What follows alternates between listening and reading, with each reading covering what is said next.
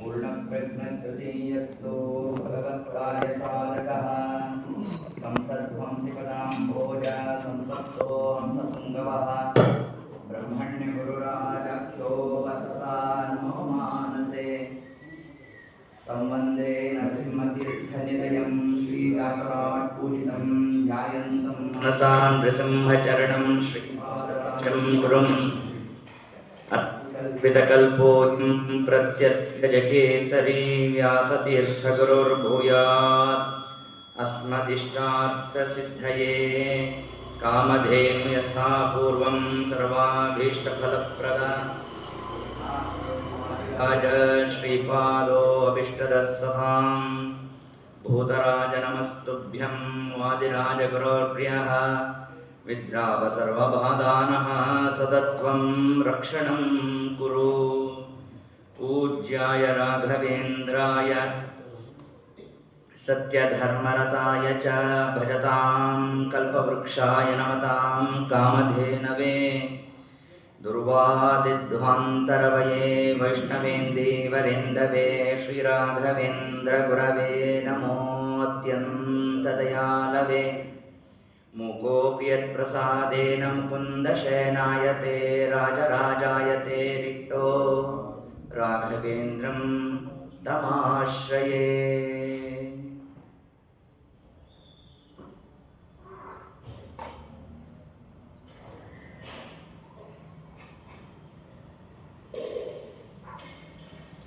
जन्माद्यस्य यतोऽन्वयादितरतः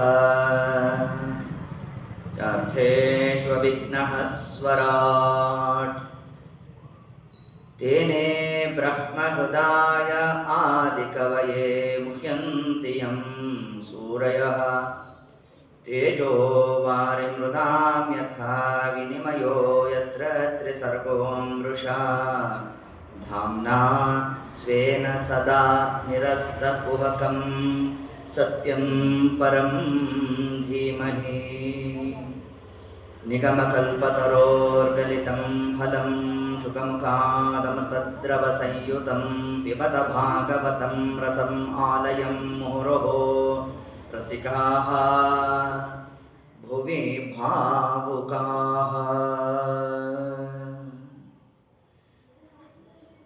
श्री गुरुभ्यो नमः। हरि ओम।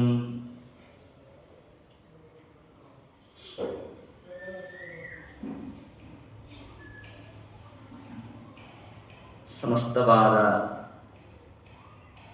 ಸಾಧಕ ಪ್ರಪಂಚಕ್ಕೆ ಪರಮಾತ್ಮ ರಸಸ್ಥಾನದಲ್ಲಿ ಕೊಟ್ಟಿರ್ತಕ್ಕಂತಹ ಒಂದು ಉದ್ಗ್ರಂಥವೇ ಶ್ರೀಮದ್ ಭಾಗವತ. ರಸಂ ಆಲಯಂ ಭಾಗವತ ಗ್ರಂಥ ಇದು ರಸದ ಸ್ಥಾನದಲ್ಲಿದೆ. ಯಾವ ಹಣ್ಣಿನ ರಸ ಇದು ಅದನ್ನು ನಾವು ಕೇಳಿದೆವೋ ಇಲ್ಲ. ಇದಕ್ಕೆ ವ್ಯಾಸರು ತಿಳಿಸ್ತಾರೆ, ನಿಗಮಕಲ್ಪತರೋರ್ಗಲಿತಂ ಫಲಂ. ವೇದವೆಂಬ ವೃಕ್ಷ, ನಾವು ವೃಕ್ಷ ತಗೊಂಡು ಏನ್ ಮಾಡಬೇಕು ಅಂದ್ರೆ ಏನರ್ಥ? ವೇದಾದಿಗಳು ನಮ್ಮನ್ನ, ನಾವು ಅದನ್ನ ಅರ್ಥ ಮಾಡೋ ಸಾಮರ್ಥ್ಯನೇ ಇಲ್ಲವೇ. ಹಾಗಾದರೆ ಆ ವೇದದಿಂದ ಜನ್ಯವಾದ ಸಾರಭೂತವಾಗಿರ್ತಕ್ಕಂಥದ್ದೇ ಫಲ, ಹಣ್ಣು. ಬರೀ ಹಣ್ಣನ್ನು ಕೊಟ್ಟರೂ ಕೂಡ ನಾವು ತಿನ್ನೋಲ್ವಂತೆ. ಯಾಕೆ? ಕೆಲವೊಬ್ರಿಗೆ ಹಲ್ಲಿರುತ್ತೆ, ಕೆಲವೊಬ್ರಿಗೆ ಇರೋಲ್ಲ. ಹಿಂಗೆಲ್ಲ ಆದಾಗ ಹಣ್ಣು ಕೂಡ ವ್ಯರ್ಥ ಆಗೋಗುತ್ತೆ. ಅದಕ್ಕೆ ವ್ಯಾಸರು ಏನು ಮಾಡೋದು ಅಂತಂದ್ರೆ, ಕೇವಲ ಹಣ್ಣನ್ನು ಮಾತ್ರ ಕೊಟ್ಟಿದ್ದಲ್ಲ, ಆ ಹಣ್ಣನ್ನ ಹಿಂಡಿ ನಮಗೆ ರಸ ರೂಪದಲ್ಲಿ ಕೊಟ್ಟಿರತಕ್ಕಂಥದ್ದೇ ರಸಂ ಆಲಯಂ ಪಿಬತ. ಇದನ್ನು ಪಾನ ಮಾಡ್ರಿ ಅಂತ. ಶ್ರೀಮದ್ ಭಾಗವತ ಗ್ರಂಥ ಅಂತ ನಾವು ತಗೊಂಡ್ರೆ ಇದರಲ್ಲಿ ಏನೇನು ಸೇರಿಸಿದ್ದಾರೆ ಅಂತಂದ್ರೆ ಅರ್ಥೋಯಂ ಬ್ರಹ್ಮಸೂತ್ರಾಣ ವೇದಾರ್ಥ ಪರಿಬೃಂಹಿತ ಗಾಯತ್ರಿ ಭಾಷ್ಯರೂಪೋಸು. ಸಮಗ್ರ ವೇದಗಳ ಸಾರ ಶ್ರೀಮದ್ ಭಾಗವತ ಗ್ರಂಥ ಅಂತ. ವೇದಾದಿಗಳನ್ನ ನಾವು ಹಿಡಿದು ಪರಮಾತ್ಮನನ್ನು ನಾವು ಹೊಂದಬೇಕಾದ್ರೆ ನಮಗಿರ್ತಕ್ಕಂಥ ಏಕೈಕ ಮಾರ್ಗ ಯಾವುದು? ಆಮ್ನಾ ಏಕ ವೇದ್ಯೋಹರಿ, ವೇದವನ್ನೇ ಆಶ್ರಯಿಸಬೇಕು. ಇದಕ್ಕೆ ಪರ್ಯಾಯ ಮಾರ್ಗ ಇಲ್ಲ. ಆದರೆ ವೇದವನ್ನು ಅರ್ಥ ಮಾಡೋ ಸಾಮರ್ಥ್ಯ ಜೀವರಿಗಿಲ್ಲ. ಅದಕ್ಕೆ ವೇದಾದಿಗಳಿಗೆ ನಿರ್ಣಾಯಕ ಸ್ಥಾನದಲ್ಲಿ ಕೊಟ್ಟಿರತಕ್ಕಂತಹ ಉದ್ಗ್ರಂಥವೇ ಬ್ರಹ್ಮಸೂತ್ರಗಳು. ಆ ಬ್ರಹ್ಮಸೂತ್ರಗಳನ್ನು ನಾವು ನೋಡಿದಾಗಲೂ ಕೂಡ ಮಂದಮತಿಯರು ಅರ್ಥ ಮಾಡಲಿಕ್ಕೆ ಆಗಲೇ ಇಲ್ಲ ನಮಗೆ. ಆ ಬ್ರಹ್ಮಸೂತ್ರಗಳಿಗೆ ವಿಸ್ತಾರ ರೂಪವಾಗಿ ಹೊರಟಿದ್ದೇ ಮಹಾಭಾರತ. ವೇದಾದಪಿ ಪರಂ ಚಕ್ರೆ ಮಹಾಭಾರತ ಅಂತ. ವೇದಾದಿಗಳು ಹೇಳದೇ ಇರುವ ರಹಸ್ಯ ತತ್ವ ಪ್ರಮೇಯಗಳನ್ನ ಮಹಾಭಾರತ ಹೇಳ್ತಾರೆ. ಹಾಗಾದ್ರೆ ಮಹಾಭಾರತ ಸಾಕಿತ್ತಲ್ಲ ನಮಗೆ, ಭಾಗವತ ಗ್ರಂಥ ಯಾಕೆ ಬೇಕು? ವೇದದಲ್ಲಿ ಹೇಳದೇ ಇರತಕ್ಕಂತಹ ರಹಸ್ಯವಾದ ಪ್ರಮೇಯ ಭಾಗವನ್ನ ನಿಮ್ಮ ಮಹಾಭಾರತ ಹೇಳ್ತಾ ಇದೆ ಅಂತ ನೀವು ತಿಳಿಸ್ತಾ ಇರೋ ಕಾಲಕ್ಕೆ ಭಾಗವತ ಗ್ರಂಥ ಯಾಕೆ ಹೊರಟಿತು ಅಂತಂದ್ರೆ, ಇದಕ್ಕೆ ವಿದುರ ಮತ್ತು ಮೈತ್ರೇಯರ ಸಂವಾದದಲ್ಲಿ ವಿದುರ ತಿಳಿಸ್ತಾನೆ, ಗ್ರಾಮ ಕಥಾನುವಾದ.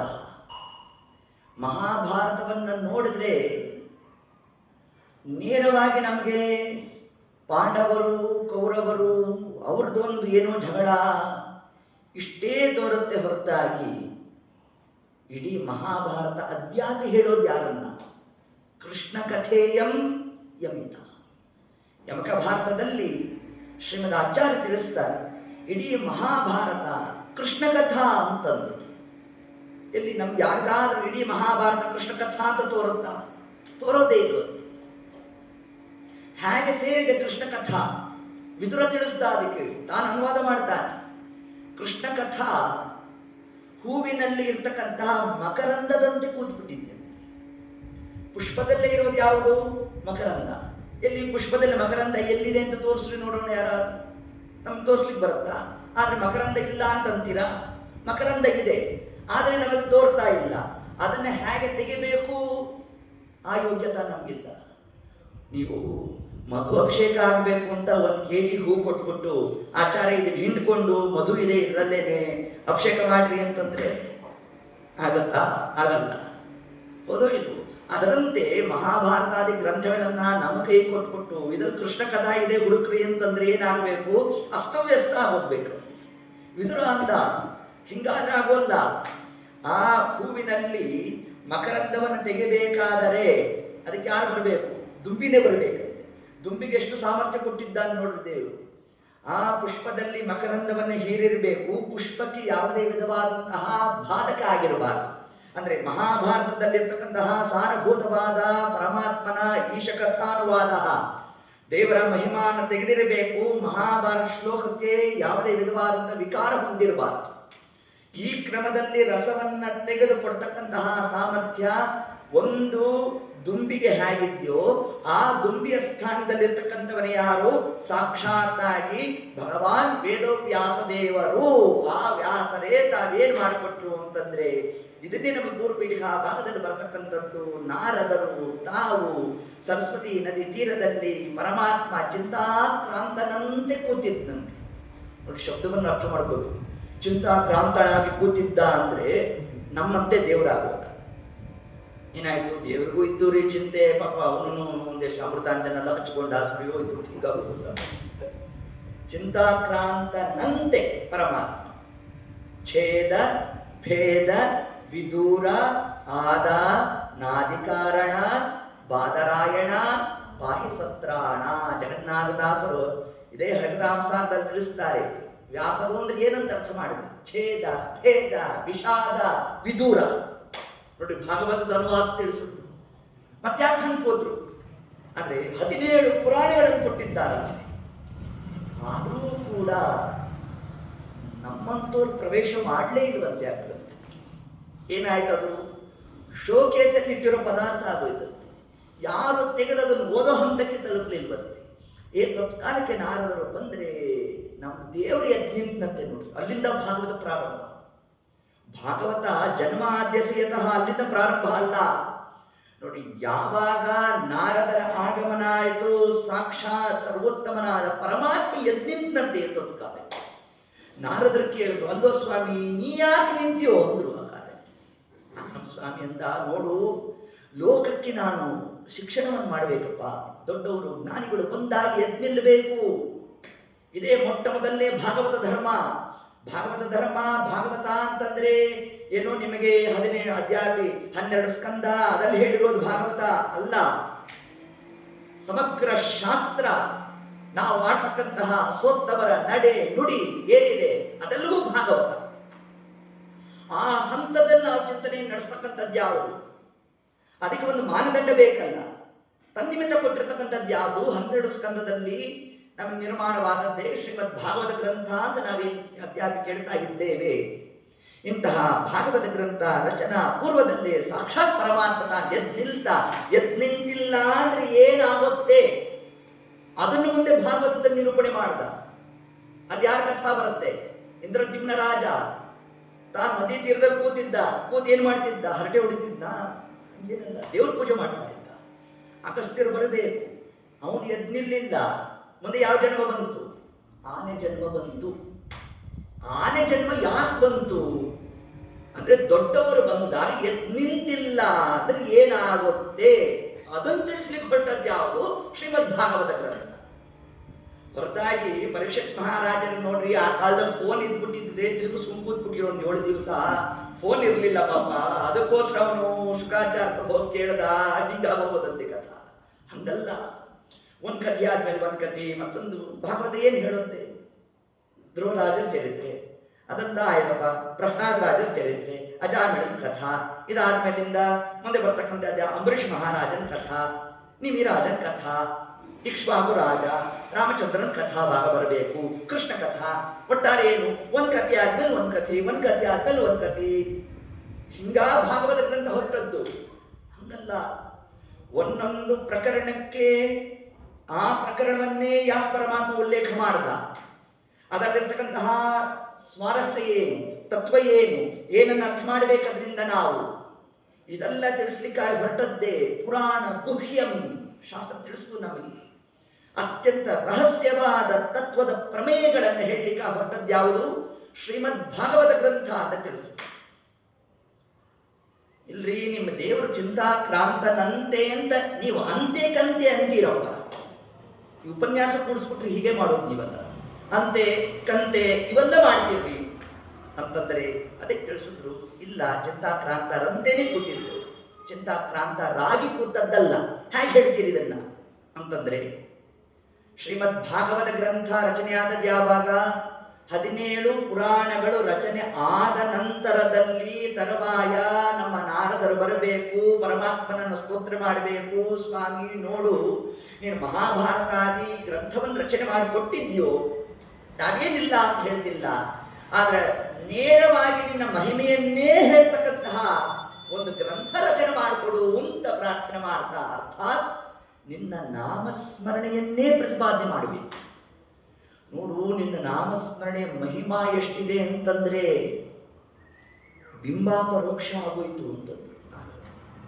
ಅದು ಯಾವ ಜನ್ಮ? ಶೂದ್ರ ಜನ್ಮ.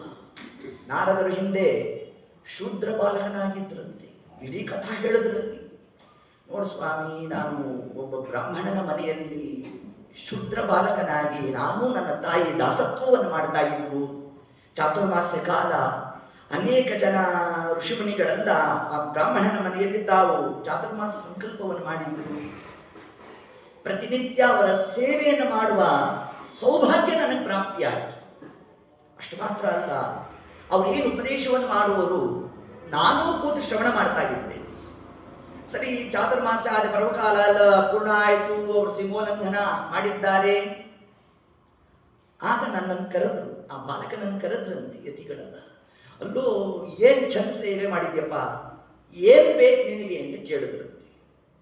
ಆಗ ಹುಡುಗ ಅನ್ನಂತೆ, ಬಾಲಕ, ಏನಿಲ್ಲ ಸ್ವಾಮಿ, ಈ 4 ಮಾಸಗಳು ನೀವು ದೇವರು ಹೀಗಿದ್ದಾನೆ ಹೀಗಿದ್ದಾನೆ ಹೀಗಿದ್ದಾನೆ ಹೀಗಿದ್ದಾನೆ ಅಂತ ನೀವು ತಿಳಿಸಿದ್ದೀರಲ್ಲ, ಆ ದೇವರು ಹೇಗಿದ್ದಾನೆ ಅಂತ ನೋಡಬೇಕು. ಫಲಾಂದ್ರಂತೆ ಆ ಕಾಲಕ್ಕೆ ಎದಿಗಳು ಹತ್ರ ಕರೆದ್ರಂತೆ ಹುಡುಗನನ್ನ. ಕರೆದು ರಹಸ್ಯವಾಗಿ ಮಂತ್ರೋಪದೇಶವನ್ನ ತಾವು ಮಾಡ್ತಾ, ನೋಡು ಮುಂದೆ ನಿನ್ನ ತಾಯಿ ಕಾಲವಾಗ್ತಾಳೆ, ಹೆಚ್ಚು ದುಃಖ ಪಡಬೇಡ ಅಂದ್ರಂತೆ. ಮನಸ್ಸನ್ನ ಸ್ವಾಸ್ಥ್ಯಕ್ಕೆ ತಲುಪೋ, ಜವಾಬ್ದಾರಿ ಮುಗಿಸು, ವನಪ್ರವೇಶ ಮಾಡು, ಅಲ್ಲಿ ವಟವೃಕ್ಷದ ಕೆಳಗಡೆ ಕೂತ್ಕೋ, ನಾವು ಹೇಳಿರ್ತಕ್ಕಂತಹ ನಾಮವನ್ನು ಜಪ ಮಾಡ್ತಾ ಇರು. ಅದರಂತೆ ಅವನ ತಾಯಿ ತಾನು ಒಂದಾವರ್ತಿ ಕ್ಷೀರ ದೋಹನ ಮಾಡ್ತಾ ಇತ್ತು, ಹಾಲು ಕರೀತಾ ಇತ್ತು. ಒಂದು ಸರ್ಪ ಬಂದು ಕಚ್ಚಿಬಿಡ್ತು, ಆ ತಾಯಿ ಮೃತನಾದ್ಲು. ಭಾರಿ ದುಃಖ ಪಟ್ಟಿದ್ದಾನಂತೆ ಹುಡುಗ. ಮರುಕ್ಷಣಕ್ಕೆ ದೊಡ್ಡವರು ಹೇಳಿ ತಲೆಗೆ ಬಂದಂತೆ, ಹೆಚ್ಚು ದುಃಖ ಪಡಬಾರದು, ಹೆಚ್ಚು ವ್ಯಾಮೋಹ ಮಾಡಬೇಡಿ ಎಂದ ನಮ್ಮ ಸ್ವಾಮಿ. ಅದರಂತೆ ಮನಸ್ಸನ್ನ ಸ್ವಾಸ್ಥ್ಯಕ್ಕೆ ತಂದುಕೊಂಡ, ಕಾರ್ಯ ಎಲ್ಲ ಪೂರ್ಣ ಮಾಡಿದ್ದಾನೆ. ತಾನು ವನಪ್ರವೇಶ ಮಾಡ್ತಾ ದೊಡ್ಡವರು ಹೇಳಿರ್ತಕ್ಕಂತಹ ಮಂತ್ರವನ್ನೇ ತಾನು ಜಪವನ್ನು ಮಾಡ್ತಾ ಇದ್ದ. ಇದನ್ನೇ ತಿಳಿಸುದು, ದೊಡ್ಡವರು ಹೇಳಿರ್ತಕ್ಕಂತಹ ಮಂತ್ರ ನಮಗೆ ಸಿದ್ಧಿ ಆಗಬೇಕು ಅಂತಂದ್ರೆ ಶ್ರದ್ಧಾಂ ಭಗವತೆ ಶಾಸ್ತ್ರೇ, ಭಾಗವತ ಗ್ರಂಥ ಕೇಳಿದ್ರೆ ಮೋಕ್ಷ ಪ್ರಾಪ್ತಿ ಅಂತ ಹೇಳ್ತಾ ಇದೆ. ನಾವು ಅನೇಕ ವರ್ಷದಿಂದ ಹೇಳ್ತಲೇ ಇದ್ದೇವೆ, ಕೇಳ್ತಲೇ ಇದ್ದೇವೆ, ಇನ್ನು ಇಲ್ಲೇ ಕೂತೇ ಇದ್ದೇವೆ. ಯಾಕೆ ಕೂತಿದ್ದೇವೆ? ಶ್ರದ್ಧಾಂ, ಶ್ರದ್ಧೆ ಇಲ್ಲವಂತೆ ನಮಗೆ.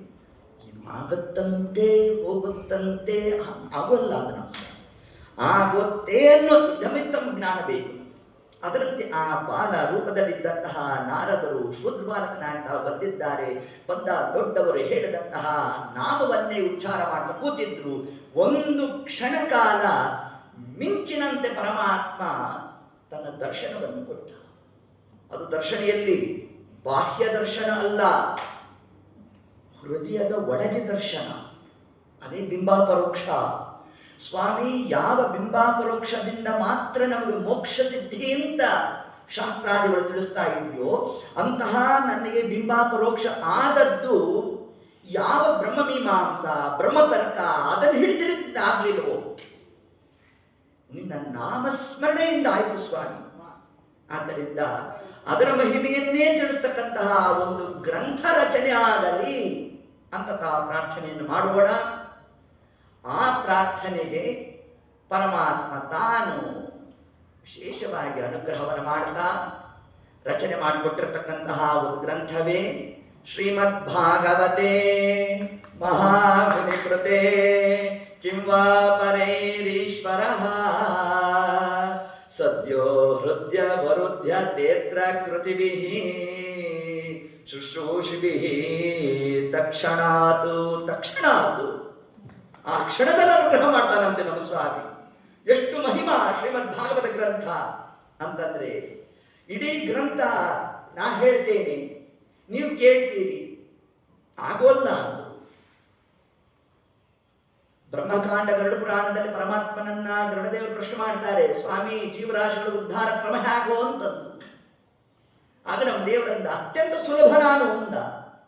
ಹೀಗೆ ಅಂತಂದು, ಶ್ಲೋಕಾರ್ಧಂ ಶ್ಲೋಕಪಾದಂ ವಾ. ಯಾರು ಶ್ರೀಮದ್ ಭಾಗವತ ಗ್ರಂಥವನ್ನ ಜನ್ಮ ಆದ್ಯಸ್ಯ ಯತಃ ಚ ಅರ್ಥೇಶು ಅಭಿಜ್ಞಃ ಸ್ವರಾಟ್ ಇಷ್ಟ ಹೇಳ್ರಿ ಅಂತಂದು. ಇಷ್ಟನಾಗಲ್ಲ ಸ್ವಾಮಿ, ನೀವೇನನ್ನು ಅರ್ಥೇಶು ಗಿರ್ತೇಶು ಅಂತಿರೋ ಒಂದು ಅರ್ಥವಾಗಲ್ಲ ನಮಗೆ, ನಾವೇನ್ ಮಾಡಿದ್ವಿ? ಶ್ಲೋಕಪಾದಂ ವಾ ಜನ್ಮ ಆದ್ಯಸ್ಯ ಯತಃ ಇಷ್ಟಾರು ಹೇಳ್ರು ಅಂತ. ಸ್ವಾಮಿ ಅದು ಹೇಳಬೇಕು ಅಂತಿರ್ತೀವಿ, ತಲೆ ಹೊಟ್ಟು ಹೋಗ್ತದೆ, ಏನ್ ಮಾಡ್ತೀವಿ? ಅದಕ್ಕೆ ನಮ್ಮ ದೇವರನ್ನ ಗ್ರಂಥದ ಹೆಸರಾದರೂ ಹೇಳ್ಬಿಡಿ, ಶ್ರೀಮದ್ ಭಾಗವತ ಶ್ರೀಮದ್ ಭಾಗವತ ಶ್ರೀಮದ್ ಭಾಗವತ. ಕೂತಾಗ ನಿಂತಾಗ ಗ್ರಂಥದ ನಾಮೋಚ್ಚಾರಣೆಯನ್ನಾದ್ರೂ ಮಾಡ್ತಾ ಇರ್ಬೇಕಂತ. ಏನು ಫಲ? ಈ ಗ್ರಂಥವನ್ನೇ ನಮ್ಮ ದೇವರು ಭಾಗವತ ಅಂತ ಯಾಕೆ ಕರೆದ? ಶಬ್ದದಲ್ಲಿ ಎಷ್ಟು ಚಮತ್ಕಾರ ಕೊಟ್ಟಿದ್ದ. ಭಾವಗತ ಅಲ್ಲ, ಭಾಗವತ. ಎಷ್ಟು ಶಬ್ದದಲ್ಲಿ ಪರಮಾತ್ಮ ತಾನು ಶಾಸ್ತ್ರದ ಪ್ರಮೇಯವನ್ನು ತಿಳಿಸಿದ್ದಾನೆ. ಭಾಗವತ, ಭಾಗ ಅಂದ್ರೆ ಏನು? ನಿಮ್ಮ ತಲೆಗೆ ಭಾಗ ಅಂದರೆ ಆಸ್ತಿ ಭಾಗ ಉಳಿದು ಬಿಡುವುದು. ಆದರೆ ಭಾಗ ಅಂತಂದ್ರೆ ಪರಮಾತ್ಮನ 6 ಗುಣಗಳನ್ನ ತಿಳಿಸ್ಲಿಕ್ಕಾಗಿ ಹೊರಟದ್ದು ಏತದ್ ಗ್ರಂಥ. ಅದನ್ನು ತಿಳಿಸಿದ್ರು ವ್ಯಾಸ. ಭಾಗ ಅಂದ್ರೆ ಷಡ್ಗುಣೈಶ್ವರ್ಯ ಸಂಪನ್ನಃ ಭಗಃ ಅಸ್ಯ ಅಸ್ತೀತಿ ಭಗವಾನ್ ಷಡ್ಗುಣೈಶ್ವರ್ಯ ಸಂಪನ್ನಃ. ಭಾಗ ದೇವರನ್ನ ನಾವು ಕರೆಯೋದೇನು? ಭಗವಂತ ಅಂತ ಕರೀತೇವೆ. ಏನು ಭಗವಂತ ಅಂದ್ರೆ ಏನು? ಭಗ ಸಂಬಂಧಿ ಭಾಗ. ಯಾಕೆ ದೇವರನ್ನು ನಾವು ಭಗವಾನ್ ಅಂತ ಕರೆಯೋದು? 6 ಗುಣಗಳು ಯಾರಲ್ಲಿ ಉಂಟೋ ಅವನೇ ಭಗ ಶಬ್ದ ವಾಚ್ಯ ಅಂತಂದ್ರೆ. ಯಾವ ಯಾವ 6 ಗುಣಗಳ ಚಿಂತನೆ ಮಾಡಬೇಕು? ನಾವು ನೀವು ಮಾತ್ರ ಮಾಡಬೇಕು ಅಂತಲ್ಲ. ಜೀವೋತ್ತಮರಾದ ಮುಖ್ಯ ಪ್ರಾಣದೇವರು ಪ್ರತಿನಿತ್ಯ ಇದೇ 6 ಗುಣಗಳ ಉಪಾಸನೆ ಮಾಡ್ತಾರಂತೆ. ರಾಮಾಯ ಶಾಶ್ವತ ಸುವಿಸ್ತೃತ ಷಡ್ಗುಣಾಯ. ದೇವರ 6 ಗುಣಗಳ ಉಪಾಸನೆಯನ್ನ ಜೀವೋತ್ತಮರಾದ ವಾಯುದೇವರು ತಾವು ಮಾಡ್ತಾ ಇದ್ದಾರಂತೆ. ಯಾವ ಯಾವ ಗುಣಗಳು? ಐಶ್ವರ್ಯಸ್ಯ, ಸಮಗ್ರಸ್ಯ, ವೀರ್ಯಸ್ಯ, ಯಶಸಃ, ಶ್ರಿಯಃ, ಜ್ಞಾನ, ವಿಜ್ಞಾನ, ನೋಶ್ಚೈವ, ಷಣ್ಣ, ಭಗ ಇತೀರಿತಾಃ. ದೇವರ 6 ಗುಣಗಳು. ಐಶ್ವರ್ಯಸ್ಯ, ಮೊಟ್ಟ ಮೊದಲನೇ ದೇವರ ಗುಣ ಐಶ್ವರ್ಯ ಅಂತ. ಏನು ಐಶ್ವರ್ಯ ಅಂದ್ರೆ? ಸಂಪತ್ತು ಅಂತ ನಾವು ಅರ್ಥ ಮಾಡ್ತೇವೆ. ಸಂಪತ್ತಿಗೆ ಇನ್ನೊಂದು ಶಬ್ದ ಹಾಕಿದ್ದಾರೆ, ಶ್ರೀಯ, ಶ್ರೀ ಶಬ್ದ ಹಾಕಿದ್ದಾರೆ. ಅಲ್ಲಿ ಸಂಪತ್ತಿನ ಅರ್ಥ ಇದೆ. ಹಾಗಾದ್ರೆ ಐಶ್ವರ್ಯ ಅಂದ್ರೆ ಪರಮಾತ್ಮ ಸರ್ವಸಮರ್ಥ. ಇದನ್ನೇ ಪರಾಕ್ರಮ ಅನ್ನೋ ಶಬ್ದದಿಂದ ಕರೆದಿದ್ದಾರೆ. 6 ಗುಣಗಳು. ಒಂದೊಂದು ಗುಣ 2 ಸ್ಕಂದ ಭಾಗವತವನ್ನು ಪ್ರತಿಪಾದನೆ ಮಾಡುತ್ತೆ. ಉದ್ಧವ ಕೃಷ್ಣನನ್ನ ಪ್ರಶ್ನೆ ಮಾಡಿದ, ಕೃಷ್ಣ ಮುಂದೆ ಘೋರವಾದ ಕಲಿಯುಗ ಬರುತ್ತೋ, ನೀನು ಅವತಾರವನ್ನ ಪರಿಸಮಾಪ್ತಿ ಮಾಡಿದ್ಯ, ಕಲಿಯುಗದಲ್ಲಿ ಧರ್ಮ ರಕ್ಷಣೆ ಯಾರು ಮಾಡ್ತಾರೆ? ಆಗ ಪರಮಾತ್ಮ ತಾನು ಉತ್ತರ ಕೊಟ್ಟಿದ್ದೆ, ಶ್ರೀಮದ್ ಭಾಗವತೆ ಮಹಾಮುನಿ ಕೃತೆ ಕಿಂವಾ ಪರೇರೀಶ್ವರ. ಶ್ರೀಮದ್ ಭಾಗವತೆ. ಕಲಿಯುಗದಲ್ಲಿ ಧರ್ಮ ರಕ್ಷಣೆ ಅಂತಂದ್ರೆ ಮಾಡ್ತಕ್ಕಂಥದ್ದು ಯಾವುದು? ಭಾಗವತ ಗ್ರಂಥ ತಿಳಿಸು. ಅಷ್ಟು ಮಾತ್ರ ಅಲ್ಲ, ಕಲಿಯುಗದಲ್ಲಿ ನನ್ನ ಪ್ರತಿರೂಪ ಅರ್ಥಾತ್ ಕೃಷ್ಣನ ಪ್ರತಿರೂಪ ಯಾವುದು? ಭಾಗವತ ಗ್ರಂಥ ಅಂತ. ನಾವು ಗ್ರಂಥವನ್ನು ಓದುತ್ತೇವೋ ಇಲ್ಲವೋ, ಒಂದು ಭಾಗವತ ಗ್ರಂಥ ಅಂತೂ ಮನೆಯಲ್ಲಿ ಇಟ್ಕೊಂಡಿರ್ಬೇಕಂತೆ. ಒಂದು ಭಾಗವತ ಗ್ರಂಥ ಮನೆಯಲ್ಲಿ ಇದೆ ಅಂತಂದ್ರೆ ಕೃಷ್ಣ ಪ್ರತಿಭೆ ನಮ್ಮ ಮನೆಯಲ್ಲಿ ಇಟ್ಕೊಂಡಂತೆ. ಇಷ್ಟು ಮಹಿಮಾನ ನಮ್ಮ ಸ್ವಾಮಿ. ಇದನ್ನು ಎಲ್ಲಿ ಉಲ್ಲೇಖ ಆಗಿದೆ ನಮಗೆ? ಭಾಗವತ ಗ್ರಂಥ ಕೃಷ್ಣ ಪ್ರತಿಮಾ ಅನ್ನೋದನ್ನ ಎಲ್ಲಿ ತಿಳಿಸಿದ್ದಾರೆ ಅಂತಂದ್ರೆ 17 ಪುರಾಣಗಳು ಭಾಗವತ ಗ್ರಂಥದ ಮಹಿಮೆಯನ್ನು ಹೇಳುತ್ತೆ. ಅಧ್ಯಾತ್ಮಿ ಭಾಗವತ ರಚನೆ ಆದದ್ದು 17 ಪುರಾಣಗಳ ರಚನೆಯ ನಂತರದಲ್ಲಿ. ಆದರೆ ಆ 17 ಪುರಾಣಗಳಲ್ಲಿ ಭಾಗವತ ಗ್ರಂಥದ ಹಿರಿಮೆಯನ್ನು ಪರಮಾತ್ಮ ತಿಳಿಸಿದ್ದಾನೆ ಅಂತಂದ್ರೆ ಇದರಿಂದ ನಮ್ಗೇನ್ ತಿಳಿಸಿದ್ರು? ಪರಮಾತ್ಮ ಅವನು ಚಿಂತಾಕ್ರಾಂತನಂತೆ ಕೂತಿದ್ದ ಹೊರತಾಗಿ ನೈಜವಾದ ದುಃಖಾದಿಗಳು ಪರಮಾತ್ಮನಿಗಿಲ್ಲ ಅನ್ನೋದನ್ನೇ ಭಾಗವತ ರಚನೆಯ ಪೂರ್ವದಲ್ಲೇ ಭಾಗವತ ಗ್ರಂಥದ ಹಿರಿಮೆಯನ್ನ ಪರಮಾತ್ಮ ತಾನು ಪದ್ಮಪುರಾಣದಲ್ಲೂ ಕೂಡ ಉಲ್ಲೇಖ ಮಾಡ್ತಾನೆ.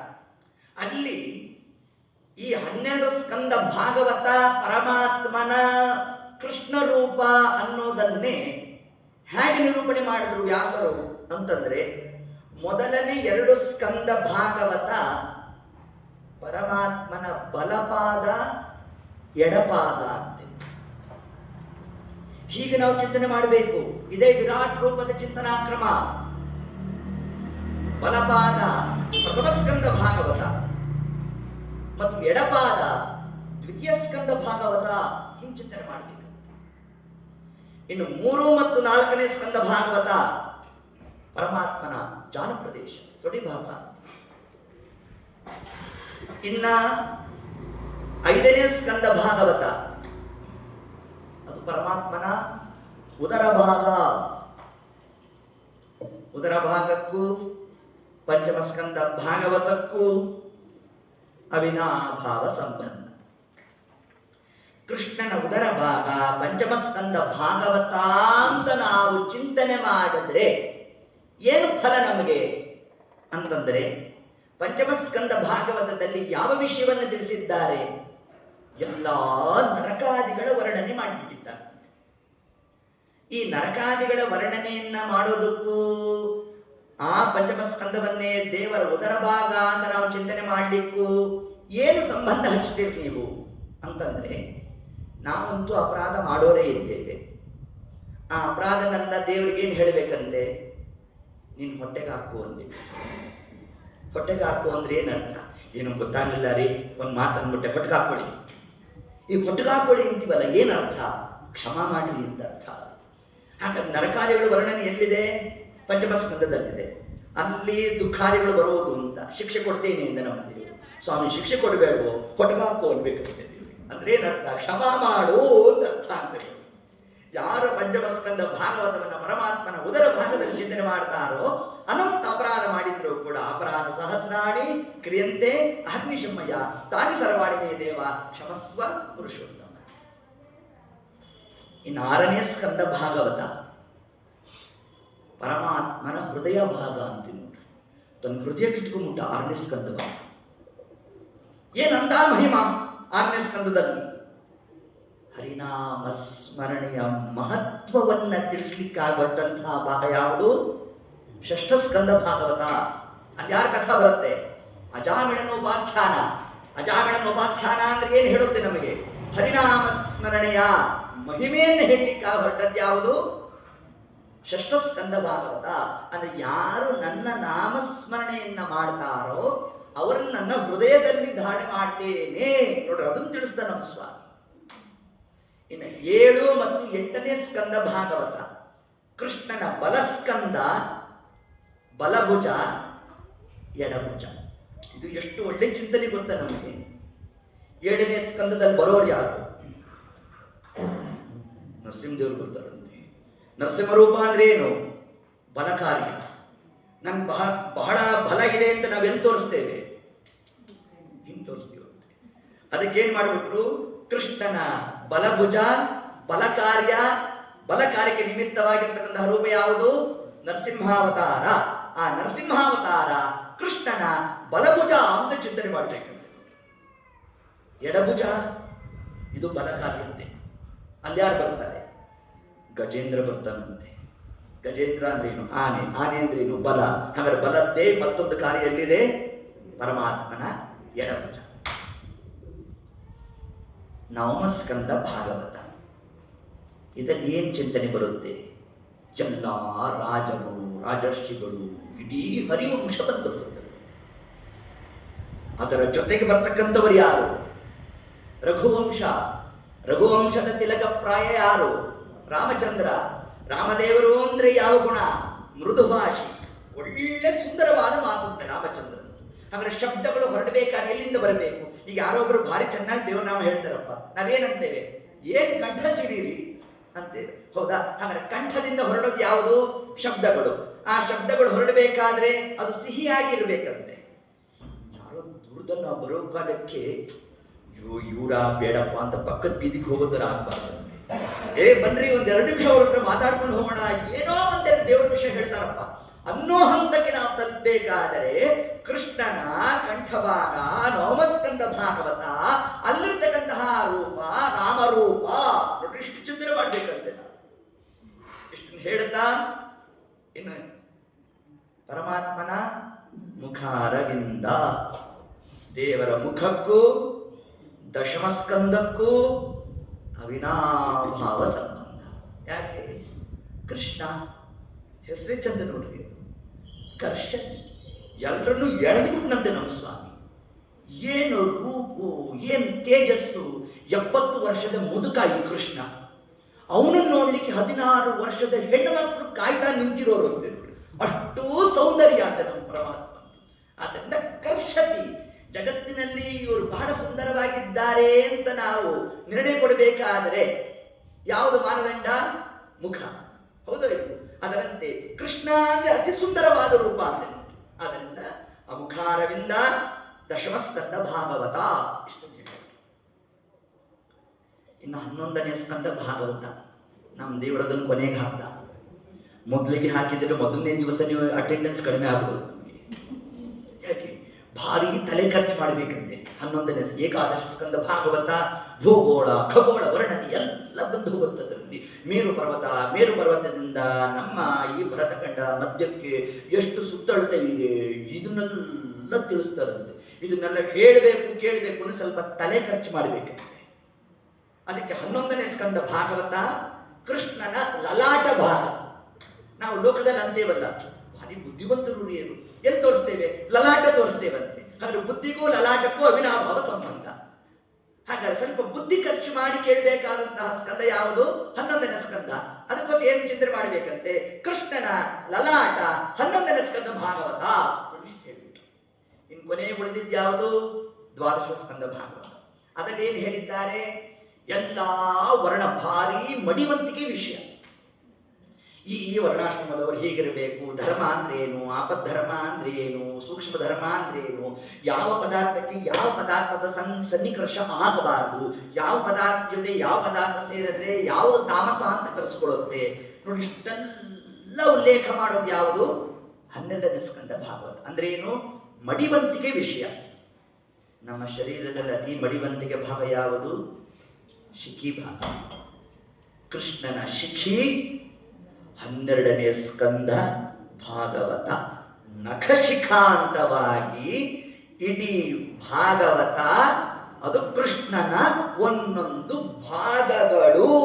ಇದೇ ಭಾಗವತ ಅನ್ನೋ ಒಂದು ಶಬ್ದವನ್ನೇ ನಮಗೆ ಶಾಸ್ತ್ರಕಾರರು ತಾವು ನಿರೂಪಣೆಯನ್ನ ಮಾಡ್ತಾ ಆಕೃತಿಂ ಸ್ಮರೆ. ಇಡೀ ಭಾಗವತ ತಲೆ ತುಂಬಿಕೊಳ್ಳಕ್ಕೆ ಆಗೋದೇ ಇಲ್ಲವಂತೆ. ಉಪನ್ಯಾಸ ಹೇಳಿದವರು ಪಾಡೇ ಅದು. ನೀವು ಯಾರು ಬರ್ಕೊಂಡಿರ್ತೀರ ನೋಡಿ. ಅನೇಕ ಬಾರಿ ಯಾವತ್ತೋ ಒಂದಿನ ಪ್ರಶ್ನೆ ಇತ್ತು, ಆಚಾರ್ಯ ಅವತ್ತು ನೀವು ಹೇಳಿದ್ರಲ್ಲ ಅಂದ್ರೆ ನಾನು ಹೇಳಿದ್ನ, ಹೇಳಿದವನೇ ಮರ್ತು ಹೋಗಿರ್ತಾನೆ ನೋಡಿ. ಇಂಥ ಸ್ಥಿತಿ ನಾವು. ಆದ್ರೆ ಯಾವ ಭಾಗ ಮರಿಬಾರದಂತೆ ಅದಕ್ಕೆ ನಮ್ಮ ದೇವರಂತ ನನ್ನ ಗ್ರಂಥದ ಹೆಸರೇ ಭಾಗ ಅಂದ್ಬಿಟ್ಟ. ಒಂದೊಂದು ಸ್ಕಂದ ಒಂದೊಂದು ಭಾಗ ಅಂತ ಚಿಂತನೆ ಮಾಡಿ. ಯಾವ ಭಾಗ ತಗೊಂಡ್ರು ಸಿಹಿನೇ. ಹೌದು ಇಲ್ಲ? ಸಕ್ಕರೆ ಹೆಚ್ಚನ್ನು ತಗೊಂಡಾಗ ಒಂದು ಭಾಗ ಸಿಹಿ ಕಡಿಮೆ, ಒಂದು ಭಾಗ ಸಿಹಿ ಜಾಸ್ತಿ, ಹಿಂಗರ್ಥನ ಹಂಗೇನಲ್ಲ. ಅದರಂತೆ ಹಾಗೂ ನನ್ನ ಈ ಕಥಾ ಪ್ರಸಂಗವು ಕೂಡ ಏತತ್ ಕ್ರಮದಲ್ಲೇ ಇದನ್ನ ನಾವು ಚಿಂತನಾಗಳು ನಡೆಸ್ತಕ್ಕಂಥದ್ದು ಅನ್ನೋದನ್ನೇ ಪಿಬತ ಭಾಗವತಂ ರಸಂ ಆಲಯಂ ಮುಹುರಹೋ ರಸಿಕಾಹ ಭುವಿ ಭಾವುಕಾಹ ಅಂತ ಸ್ವಾಮಿ. ಇದನ್ನ ಯಾರು ಆಸ್ವಾದಿಸಿದ್ದಾರಪ್ಪ? ನೀವೇನೋ ಚೆನ್ನಾಗಿದೆ ಅಂತ ಹೇಳ್ಬಿಡೋದು, ನಾವು ಬರೋದು ಏನ್ ಪ್ರಯೋಜನ ಇಲ್ಲ ರೀ ಇದು ಅಂತ ಹೇಳ್ಕೊಂಡು ಹೋಗೋದು, ಹಿಂಗಾಗ್ಬಿಟ್ರೆ ಅದಕ್ಕೆ ನಮ್ಮ ದೇವರಂತ ಇದು ಶ್ರೀಮದ್ ಭಾಗವತ. ಏನು ಶಬ್ದ ಹಾಕ್ಬಿಟ್ಟ ನಮ್ಮ ಸ್ವಾಮಿ. ಶ್ರೀಮಂತರಿಂದ ಆಸ್ವಾದಿಸಲ್ಪಟ್ಟಿರ್ತಕ್ಕಂತಹ ಗ್ರಂಥ. ಹಂಗ ನಾವು ಸ್ವಲ್ಪ ಹಣಗಿನ ಸಂಪಾದನೆ ಮಾಡ್ಕೊಂಡು ಬರ್ತೀವಿ, ಶ್ರೀಮಂತರ ತಾನೇ. ಅದೇ ನಮ್ಮ ದೇವರಂದ ನಿನ್ನ ಹಣದ ಶ್ರೀಮಂತಿಕೆ ಅಲ್ವೋ ನಾ ಹೇಳಿದ್ದು. ಶುಕಮುಖಾದ ಅಮೃತದ್ರವ ಸಂಯುತಂ. ಶುಕಾಚಾರ್ಯರೇ ಮೊದಲಾದಂತಹ ಮಹನೀಯರು ಯಾರಿದ್ದಾರೆ, ಯಾವುದರ ಶ್ರೀಮಂತರು? ವೈರಾಗ್ಯದಲ್ಲಿ ಶ್ರೀಮಂತರಂತೆ ನೋಡಿ.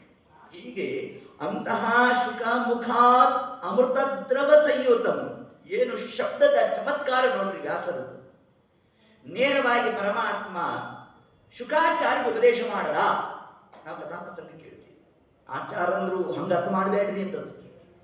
ಮಹಾಭಾರತಾತ್ಮ ನಿರ್ಣಯ 10ನೇ ಅಧ್ಯಾಯ ಅದನ್ನು ಉಲ್ಲೇಖ ಮಾಡ್ತಾರೆ. ನೇರವಾಗಿ ಪರಮಾತ್ಮ ಶುಕಾಚಾರ್ಯ ಹೇಗೆ ಉಪದೇಶ ಮಾಡದ ಭಾಗವತವನ್ನ? ಮಧ್ಯಮ ಪ್ರಾಣನಾಗಿ ವಾಯುದೇವರಿದ್ದಾಗ ಹಿಂಗೆ ತಗೊಂಡಾಗ ಅದಕ್ಕೆ ಶ್ರೀಮದ್ ಆಚಾರ್ಯ ತಿಳಿಸ್ತಾರೆ, ವ್ಯಾಸರ ಶಬ್ದವನ್ನು ಅರ್ಥ ಮಾಡಿಕೊಳ್ರಿ ಎಂದು. ಶುಖಮುಖ, ಶುಕರೆಂಬ ಮುಖ ಪ್ರತಿಮೆ. ಆ ಪ್ರತಿಮೆಯಲ್ಲಿ ಯಾರು ಕೂತಿದ್ದಾರೆ? ಅಮೃತ ದ್ರವ ಸಂಯುತಂ. ಅಮೃತ ಅಂದ್ರೆ ಯಾರು? ವಾಯುದೇವರು. ಹಾಗೆ ಶುಕಾಚಾರ್ಯರಲ್ಲಿ ಅಮೃತ ಶಬ್ದವಾಚರಾದ ವಾಯುದೇವರು ಕೂತಿದ್ದಾರೆ. ಅಂದ್ರೆ ಶುಕರಲ್ಲಿ ವಾಯುದೇವರ ನಿತ್ಯ ಸನ್ನಿಧಾನ ಉಂಟು. ಹಾಗಾದ್ರೆ ಪರಮಾತ್ಮ ಯಾರು ಉಪದೇಶ ಮಾಡ್ತಾ? ಅಲ್ಲಿ ವಾಯುದೇವರಿಗೆ ಮಾಡ್ತಾ. ವಾಯುದೇವರು ಶುಕರಿಗೆ ಎಷ್ಟು ಬೇಕೋ ಅಷ್ಟನ್ನು ಕೊಟ್ಟಂತೆ ನಮ್ಮ ಸ್ವಾಮಿ. ಅದು ಲೋಕದಲ್ಲಿ ಪ್ರಸಿದ್ಧಿ ಯಾರು ಕೊಟ್ಟ? ನಮ್ಮ ಸ್ವಾಮಿ ಶುಕಾಚಾರ್ಯರು ಕೊಟ್ಟಂತೆ. ಎಷ್ಟು ಪರಮಾತ್ಮ ತಾನಲ್ಲಿ ತನ್ನ ಪ್ರೀತಿಯನ್ನು ಅಧ್ಯಾತ್ಮ ವ್ಯಕ್ತಪಡಿಸ್ತಾ 100 ಮಂದಿ ಋಷಿಮುನಿಗಳೆಲ್ಲ ಕೂತಿದ್ರಂತೆ. ಯಾರಿಗೂ ಭಾಗವತ ತೆರೀಲೇ ಇಲ್ವಂತೆ. ಶುಕರ್ ಬಂದ್ರಂತೆ. ಮಗ ಅನ್ನಂತೆ ನಮ್ಮ ಸ್ವಾಮಿ, ಬಾ ನಿನಗೊಂದು ಒಳ್ಳೆ ಗ್ರಂಥ ಬರೆದಿದ್ದೀನಿ, ಉಪದೇಶ ಮಾಡ್ತೀನಿ ಅಂತ. ಶುಕಾಚಾರ ತಲೆ ಚೆಚ್ಕೊಂಡ್ರಂತೆ. ನೀನು ದಿನಕ್ಕೊಂದೊಂದು ಗ್ರಂಥ ಬರೀತಲೇ ಇರ್ತೀಯ, ಎಲ್ಲ ಸ್ಪೆಷಲ್ ಗ್ರಂಥ ಅಂತಲೇ ನೀನು ಹೇಳೋದು. ನೋಡು, ಇದೆಲ್ಲ ಬೇಡ. 17 ಪುರಾಣಗಳನ್ನ ಮನನ ಮಾಡಲಿಕ್ಕೆ ಸಮಯ ಇಲ್ಲ ನನಗೆ. ಇನ್ನು ಹೊಸ ಬೇರೆ ತುರುಕ್ಬೇಡ ಅಂತ ಹೊರಟೇ ಬಿತ್ತು. ಹೊರಟಾಗ ಆಗ ನಮ್ಮ ದೇವರನ್ನಂತೆ, ನೀ ಹಿಂಗೆಲ್ಲ ಬರೋನಲ್ಲ ಅಂತ ಏನು ಮಾಡಿದ್ರು ನಮ್ಮ ಸ್ವಾಮಿ? ಜನ್ಮಾದ್ಯಸ್ಯ ಯತೋನ್ಮಯಾತ್ ಇತರತಃ ಚ ಅರ್ಥೇಷು ಅಭಿಘ್ನಃ ಸ್ವರಾಟ್. ಯಾವಾಗ ಮೊದಲನೇ ಶಬ್ದವೇ ಪರಮಾತ್ಮ, ಬ್ರಹ್ಮಮೀಮಾಂಸಾ ಶಾಸ್ತ್ರ, ಬ್ರಹ್ಮತರ್ಕಶಾಸ್ತ್ರ, ಅದನ್ನು ಹೊರಟಿರ್ತಕ್ಕಂತಹ ಬ್ರಹ್ಮನ ಲಕ್ಷಣವನ್ನು ಹೇಳುವ ಶಬ್ದ ಯಾವುದು? ಜನ್ಮ ಆದ್ಯಸಯತಃ. ಭಾಗವತ ಗ್ರಂಥ ಪ್ರಾರಂಭ ಆದದ್ದೇ ಬ್ರಹ್ಮಸೂತ್ರದ 2ನೇ ಸೂತ್ರದಿಂದ ಭಾಗವತ ಪ್ರಾರಂಭ. ಮೊದಲನೇ ಸೂತ್ರ ಯಾವುದು? ಓಂ ಓಂ ಅಥಾತೋ ಬ್ರಹ್ಮ ಜಿಜ್ಞಾಸ ಓಂ. ಬ್ರಹ್ಮನನ್ನು ಜಿಜ್ಞಾಸ ಮಾಡ್ರಿ ಅಂತ ಮೊದಲನೇ ಸೂತ್ರ ಹೊರಟ್ರೆ, 2ನೇ ಸೂತ್ರ ಬ್ರಹ್ಮನ ಲಕ್ಷಣವನ್ನ ಹೇಳುತ್ತೆ. ಇವನು ಬ್ರಹ್ಮಾಂಡ ಕಲಿಸ್ಕೋಬೇಕಾದರೆ, ಇದನ್ನೇ ನಮಗೆ ಈ ಒಂದು ಶಬ್ದ ಬರಬೇಕಾದ್ರೆ ಎಲ್ಲಿಂದ ಬಂತು? ತೈತ್ತರೀಯೋಪನಿಷತ್. ನೋಡ್ರಿ, ಉಪನಿಷತ್ತಿನ ಸಾರ ಯಾವುದು? ಭಾಗವತ ಗ್ರಂಥ. ಬ್ರಹ್ಮ ಅಂದ್ರೆ ಯಾರು? ಇದೊಂದು ಪ್ರಶ್ನೆ ತಗೊಂಡು, ಯಥೋ ವಾ ಇಮಾನಿ ಜಾಯಂತೆ ಏನ ಜಾತಾನಿ ಜೀವಂತಿ ಯತ್ ಪ್ರಯತ್ತಿ ಅಭಿಸಂವಿಶಂತಿ ತದ್ ಬ್ರಹ್ಮ. ಬ್ರಹ್ಮ ಅಂದ್ರೆ ಇಷ್ಟೆಲ್ಲ ಇರಬೇಕಂತೆ ಅವರಲ್ಲಿ. ಯಾರು ಜಗತ್ತಿನ ಸೃಷ್ಟಿ, ಸ್ಥಿತಿ, ಲಯ, ನಿಯಮನ, ಜ್ಞಾನ, ಅಜ್ಞಾನ, ಬಂಧ, ಮೋಕ್ಷ ಅಷ್ಟಕರ್ತೃತ್ವ ಉಂಟೋ ಅವನು ಬ್ರಹ್ಮ. ಅದನ್ನು ಹೇಳಲಿಕ್ಕೆ ಹೊರಟದ್ದು ಯಾವುದು? ಬ್ರಹ್ಮಸೂತ್ರದ 2ನೇ ಸೂತ್ರ. ಆ 2ನೇ ಸೂತ್ರವೇ ಭಾಗವತ ಗ್ರಂಥದ ಮಂಗಳ ಪದ. ಜನ್ಮ ಆದ್ಯಸ್ಯತಃ. ಯಾವಾಗ ಈ ಶಬ್ದವನ್ನು ಶುಕಾಚಾರ ಕೇಳಿದ್ರೋ ಯೂಟರ್ನ್ ಮಾಡಿಬಿಟ್ರಂತೆ. ಸ್ವಾಮಿ, ಇದು ಸಾಮಾನ್ಯ ಗ್ರಂಥ ಅಲ್ವೋ?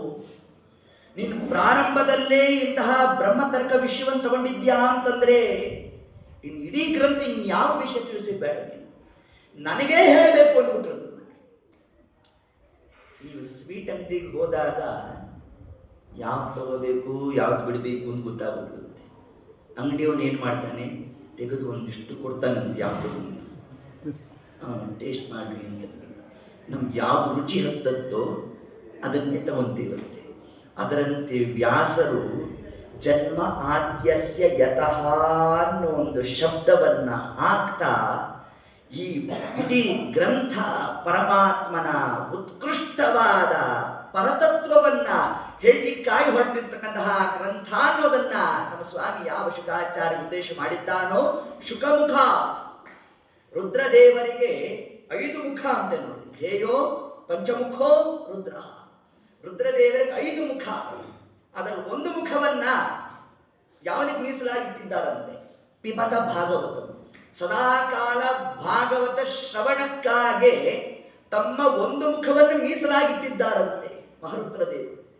ಅಂತಹ ವೈರಾಗ್ಯ, ಜ್ಞಾನ, ಭಕ್ತಿಯಲ್ಲಿ ಶ್ರೀಮಂತರು ಯಾರೋ ಅವರಿಂದ ಆಸ್ವಾದಿಸಲ್ಪಟ್ಟಿರ್ತಕ್ಕಂತಹ ಗ್ರಂಥ ಶ್ರೀಮದ್ ಭಾಗವತ.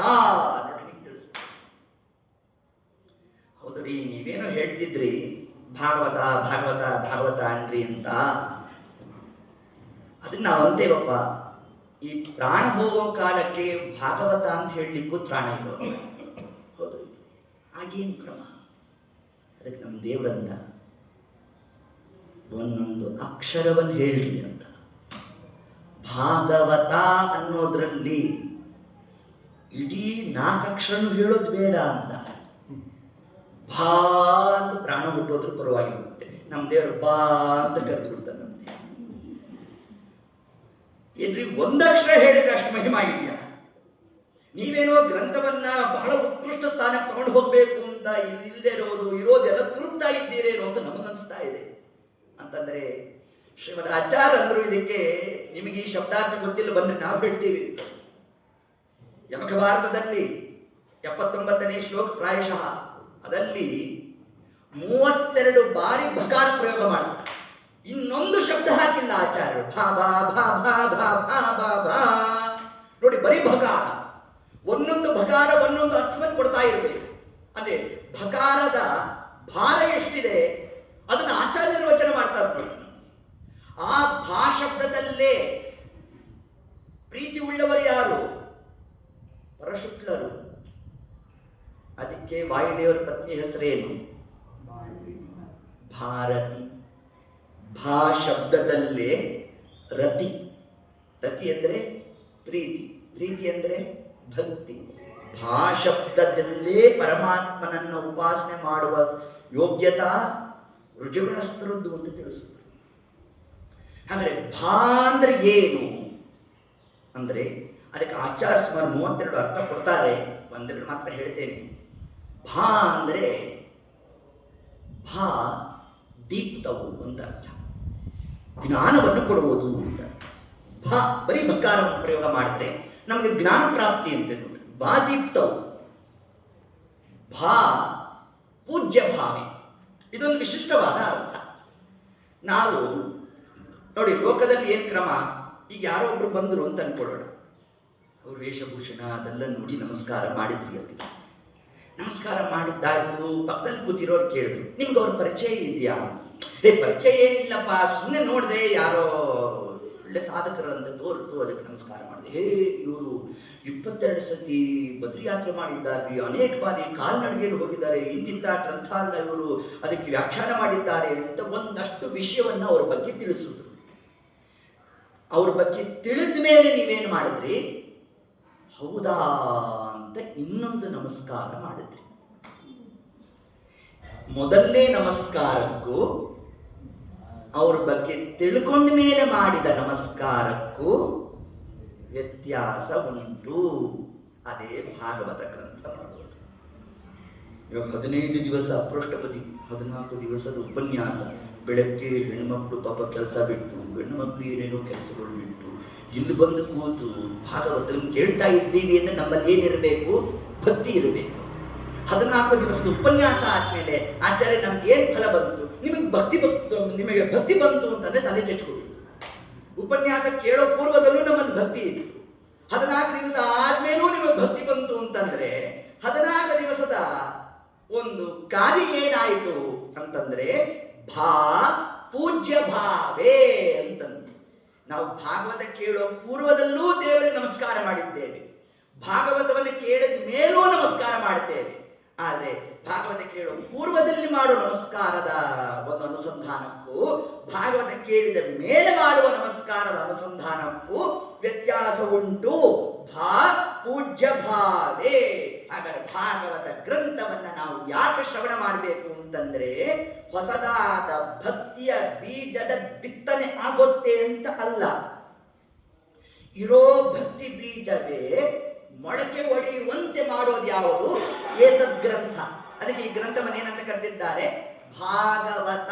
ಅದಲ್ಲಿ ಮೊದಲನೇ ಅಕ್ಷರವೇ ಭಾ ಅಂತ ಕರೆದ. ಏನು ಭಾ ಅಂದ್ರೆ ಸುದೀರ್ಘವಾದ ಭಕ್ತಿ ಅಂತ. ಭಕ್ತಿ ಬರಬೇಕಾದ್ರೆ ಭಾ ತಲಗಟ್ಟು ಬರೆಯೋದು, ಇಲ್ಲಿರೋದು ಭಾ ದೀರ್ಘ. ಹಂಗಾರೆ ಏನ್ರಿ ಎರಡು ಕೂಡ್ಲಿಲ್ವಲ್ಲ ಅಂತಂದ್ರೆ ನಮ್ಮಲ್ಲಿ ಭಕ್ತಿ ಅನನ್ಯವಾಗಿ ದೀರ್ಘವಾಗಿ ಇರಬೇಕು ಅಂತಂದ್ರೆ, ದೀರ್ಘವಾದ ಭಕ್ತಿ ಅಂದ್ರೆ ಏನು? ಸುಖವಾಗಲಿ ಬಹು ದುಃಖವಾಗಲಿ ಸಖ ನೀನಾಗಿರೋ ಪಾಂಡುರಂಗ. ಇದೇ ಸುದೀರ್ಘವಾದ ಭಕ್ತಿ. ಸಮಚಿತ್ತವಾಗಿದ್ದಾಗ ಬೇಕಾಗಿ ಪೂಜೆ ಮಾಡ್ತೇವೆ, ದುಃಖ ಬಂದಾಗ ಶುರು ಮಾಡಿದ್ದೇವೆ. ದೇವರಿಗೆ ಮೊನ್ನೆ ಆರಾಧನೆ ದಿವಸ ಎಷ್ಟು ಸೇವೆ ಮಾಡಿದ್ದೀವಿ, ರಾಯ ಕೈ ಬಿಟ್ಟೇ ಬಿಟ್ಟು. ಇದು ಸುದೀರ್ಘ ಭಕ್ತಿ ಆಗ್ಲಿಲ್ಲ. ಧರ್ಮ ಪ್ರೋಜಿತ ಕೈತವೋತ್ತ ಪರಮೋ ನಿರ್ಮತ್ಸರಾಣಾಂ ಸತಾಂ. ದಾಸರ ಹೇಳಿದ್ರು, ಕೈತವ ಕಾಪಟ್ಟಿ ಬಿಡ್ರಿ ಅಂತಂದು. ಭಾಗವತ ಗ್ರಂಥ ನಮ್ಮನ್ನು ಯಾವ ಹಂತಕ್ಕೆ ಕರ್ಕೊಂಡು ಹೋಗುತ್ತಂತೆ? ವ್ಯಾಜ ಭಕ್ತಿಯಿಂದ ನಿರ್ವ್ಯಾಜ ಭಕ್ತಿ ಕಡೆಗೆ ಕರ್ಕೊಂಡು ಹೋಗ್ತಕ್ಕಂತಹ ಗ್ರಂಥ ಯಾವುದು? ಶ್ರೀಮದ್ ಭಾಗವತ ಗ್ರಂಥ ಅಂತ ತಿಳಿಸ್ತಾರೆ. ವ್ಯಾಜ ಭಕ್ತಿ ಅಂದ್ರೆ ಏನು?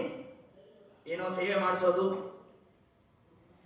ಒಂದು ಸಂಕಲ್ಪ ಮಾಡಿಸಿ ಸೇವೆ ಮಾಡಿಸಿ ಅವ್ರಿಗೊಂದು ಸತ್ಕಾರ ಮಾಡಿಲ್ಲ ಅಂದ್ರೆ ಆಡಳಿತ ವರ್ಗ ಕತೆ ಗೋವಿಂದ. ಎಷ್ಟು ರೀ ನಾನು ಈ ಸಂಸ್ಥೆಗೆ ಮಾಡಿದ್ದು, ಏನ್ ನನಗೆ ಮಾಡಿದ್ರ, ನಮ್ಮ ಮನೆಗೆ ಮಾಡಿದ್ರ, ಮತ್ತೇನ್ ಕ್ರಮ ಮಾಡಿದ ರಾಯರಿಗೆ ಅವರು ಮುಂದೆ ನಮಗೆ ಅನುಗ್ರಹ ಮಾಡ್ತಕ್ಕಂಥವರು. ಕೆಲವೊಂದು ಬಾರಿ ಲೋಕಾರೂಪಿಯಾಗಿ ಮನುಷ್ಯನಿಗೆ ನಿರ್ಮಿತವಾದ ದೋಷದಿಂದ ಬಿಟ್ಟಿರಬಹುದು, ಅದನ್ನ ಅಪೇಕ್ಷೆ ಇಟ್ಕೊಂಡು ಮಾಡಬೇಡ್ರಿ ಅಂತ ಹೇಳ್ತಾರದಷ್ಟೇ. ನಾವು ಮಾಡಿದಾಗ ಸಂತೋಷ, ರಾಯ ಪ್ರಸಾದ ತಗೊಳ್ಳೋಣ. ಮಾಡಿಲ್ಲ ಅಂತಂದ್ರೆ ರಾಯರ ಉದ್ದೇಶ ಮತ್ತೇನೋ ಇದೆ ಅಂತ ನಾವು ಅರ್ಥ ಮಾಡಬೇಕೇ ಹೊರತಾಗಿ ಅದನ್ನೇನಂತ ಇದ್ದಾರೆ? ಧರ್ಮ ಪ್ರೋಜಿತ ಕೈತವೋತ್ತ ಪರಮೋ. ಕೈತವ ಕಾಪಟ್ಯ. ಯಾವುದು ಕಾಪಟ್ಯ ಅಂತಂದ್ರೆ ಏನೋ ಸೇವೆ ಮಾಡೋದು, ಅದಕ್ಕೇನೋ ಒಂದಷ್ಟು ಫಲವನ್ನು ತಗೊಳ್ಳೋದು. ಹಂಗೆ ಮಾಡಬೇಡ್ರಿ. ನಿರ್ವ್ಯಾಜ ಭಕ್ತಿಯನ್ನು ಮಾಡ್ರಿ ಅಂತ ನಮ್ಮ ಸ್ವಾಮಿ. ನಿರ್ವ್ಯಾಜ ಭಕ್ತಿ ಹೆಂಗ್ರಿ ಮಾಡೋದು? ಅದಕ್ಕೆ ನಮ್ಮ ದೇವರನ್ನ ಸಪ್ತಮ ಸ್ಕಂದ ಭಾಗವತ ನೋಡ್ರಿ. ಯಾರು? ಪ್ರಹ್ಲಾದರಾಜರು. ಹೌದೋ ಇಲ್ಲ? ನಿರ್ವ್ಯಾಜ ಭಕ್ತಿ ಸಾಕ್ಷಾತ್ ನರಸಿಂಹದೇವರು ಬಂದ್ಬಿಟ್ರು. ಏನ್ ಬೇಕು ಅಂತ ನಮ್ಮ ಸ್ವಾಮಿ ಕೇಳೇ ಬಿಟ್ಟ. ನಮ್ಮನ್ನು ಕೇಳಿದ್ರೆ ಕಥೆನೇ ಬೇರೆ ಆಗೋದ್ರಿ. ಆದ್ರೆ ಪ್ರಹ್ಲಾದರಾಜರ ಸ್ತೋತ್ರದ ವೈಖರಿ ಏನಿತ್ತು ಅದು ನಿರ್ವ್ಯಾಜ ಭಕ್ತಿ. ನೋಡಿ, ಒಂದು ಸೂತ್ರ, ಆ ಸೂತ್ರಕ್ಕೆ ದೃಷ್ಟಾಂತ, ಹೀಗೆ ಸೂತ್ರ ದೃಷ್ಟಾಂತ ರೂಪದಲ್ಲಿ ಹೊರಟಿರ್ತಕ್ಕಂಥ ಸುಂದರವಾದ ಒಂದು ಕಥಾ ಪುಂಜವೇ ಭಾಗವತ ಗ್ರಂಥ ತಿಳಿಸ್ಬಿಟ್ಟು. ಅದರಿಂದ ಭಾ ಅಂತಂದ್ರೆ ಸುದೀರ್ಘವಾದ ಭಕ್ತಿ. ಎಂತಹ ಸುದೀರ್ಘವಾದ ಭಕ್ತಿ ಅಂತಂದ್ರೆ ಎಂತಹ ದುಃಖ ಬಂದಿರಲಿ, ಕಷ್ಟದಲ್ಲಿರಲಿ, ಉತ್ಕೃಷ್ಟದಲ್ಲಿರಲಿ, ಮೇಲಿಂದ ಮೇಲೆ ದಾಸರಾಯರು ಭಾಗವತದ ಭಾ ಶಬ್ದದ ನಿರ್ವಚನೆ ಮಾಡ್ತಾರೆ.